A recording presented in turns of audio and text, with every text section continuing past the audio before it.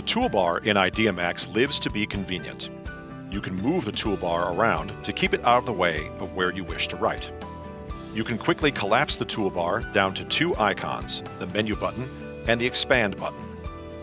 IdeaMax also gives you the freedom to completely customize your toolbar.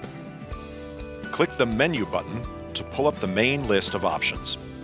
Select Configuration Interface from the options.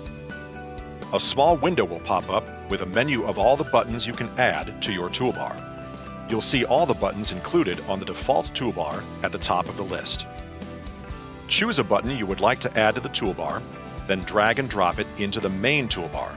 We'll add a few here to fill it out.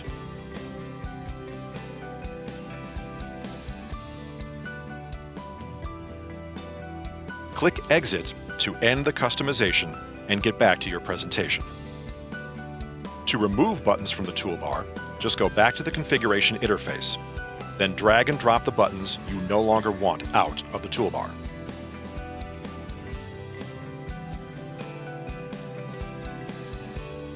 Or just click the default button on the bottom of the configuration window to reset all of the buttons to the default IdeaMax toolbar.